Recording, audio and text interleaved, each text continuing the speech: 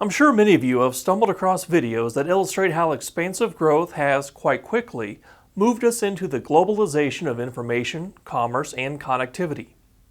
How were the pioneers able to achieve this? They, like each of you, must continually adapt, innovate, and look ahead, which, when you think about it, isn't that a critical set of traits of an effective leader? You will lead the path of redesigning and retraining quality, competent employees to not only successfully navigate today's market, but also position themselves to be ready for tomorrow. Sadly, there is no easy button. To begin, what really is leadership? Some believe leaders are born, others that leadership is a process. Is it simply organizing a group of people to align them toward a common goal? Some would say yes. However, I believe it is much more complex. A significant commonality across multiple leadership theories considers A. The relationship is based on influence, B. Leaders and followers are the people in this relationship, C. Leaders and followers intend real change, and lastly D. Leaders and followers develop mutual purpose. Fair enough, but in the working world, how is this accomplished? Today we will take a broad look at 3 leadership models and critical skill sets that help managers become effective leaders. To begin, managers and leaders are defined quite differently and boil down to managers manage things, leaders lead people. However, it is quite possible and often the case that a good manager is also a good leader. Managerial skills correlate with the ability to effectively perform a task or direct others to be engaging, participative, and efficient. Defining these skills, whether concrete or abstract, is difficult, which is why the 3-category taxonomy of leadership skills is widely accepted. It is as follows: technical skills, knowledge about methods, processes, procedures, and techniques for conducting a specialized activity, and the ability to use tools and equipment relevant to that activity. Interpersonal skills, knowledge about human behavior and interpersonal processes, ability to understand the feelings, attitudes, and motives of others from what they say and do, empathy, social sensitivity, ability to communicate clearly and effectively, speech fluency, persuasiveness, and ability to establish effective and cooperative relationships, tact, diplomacy, listening skills, knowledge about acceptable social behavior. Conceptual skills, general analytical ability, logical thinking, proficiency in concept formation and conceptualization of complex and ambiguous relationships, creativity in idea generation and problem solving, and ability to analyze events and perceive trends, anticipate changes, and recognize opportunities and potential problems. If you possess these key skill sets, you have the ability to look at a situation with a high level of information and experience, effectively interact with employees, and when needed, be able to break out of the day-to-day and take a broad overview of the how and the why. This brings us to one of the leadership models, situational leadership, which involves the interplay among the extent of a leader-directive behavior, leader socio-emotional behavior, and follower readiness maturity for performing a certain function. The situational leadership theory views followers as the most important component in leadership practices. As the name implies, based on the situation, the leadership tactic will vary. It can be telling, which is authoritarian in nature and leaves minimal room for misinterpretation.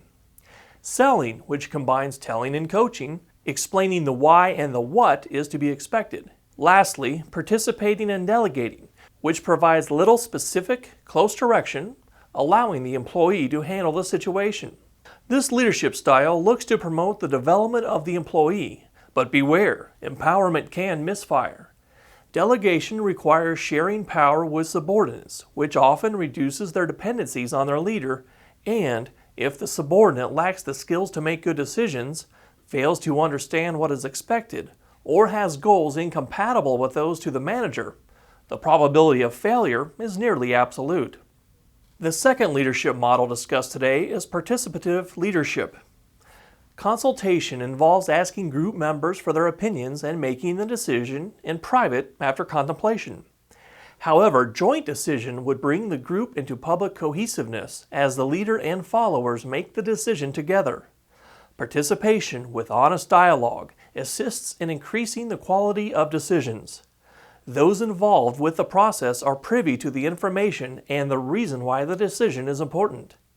In addition to increased quality and commitment to the decision, leaders benefit by this approach, employees become empowered, and gain the needed confidence to make solid decisions. Empowering followers is comparable to autocratic leadership in the short run, but yields far greater productivity and commitment long term. That is, in the long run, empowerment builds higher and sustained productivity, lower turnover, lower absenteeism, and greater employee commitment to the organization. This instills trust and commitment from the leader to the group, which assists in the transformational process.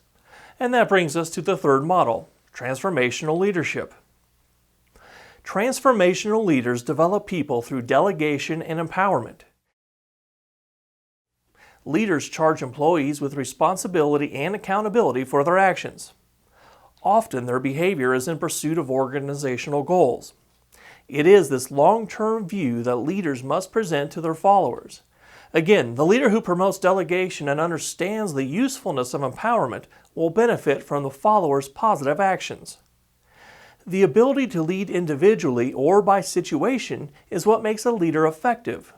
Further, transformational leaders produce results by arousing inspirational motivation, providing intellectual stimulation, showing consideration for individuals, and helping people achieve their potential and reach higher levels of accomplishment. The transformational leader typically uses persuasion, not coercion, and approaches the situation or individual with precision, often gaining admiration and trust through his or her exchanges. The key difference in the transformational leadership model is the focus is on supporting the developmental process to help individuals achieve higher levels of responsibility and favorable outcomes. Transformational leadership plays an important role as it considers situational determinants when managing followers. Typically, transformational leaders act as a coach or a mentor to followers, paying close attention to the development of their subordinates. This is rarely easy and takes time and effort, which is one of the reasons why this model falls to the side. It is simply much easier to tell someone to do something, right? With workers no longer tied or loyal to one employer for their professional careers, corporations and organizations must promote employee development, provide an ethical work setting, and do their best to correct deficiencies and raise the standards of performance at all levels in the hierarchy. By this, an organization will create a solid foundation with core invariants which employees can live by, support, and begin to take ownership. I'm a believer of transformational leadership. Without a shift to employee empowerment and promoting an ethical, viable work culture, organizations will continue to see social loafing by many and lose their best resources to perhaps their competition. Generally, with the proper use of power and steadfast core invariants, organizations can lead their masses toward success. With market uncertainty and employee churn greater than in previous generations, cultivating a work culture toward a sense of loyalty and dedication is proving to be essential to group cohesion and efficiency.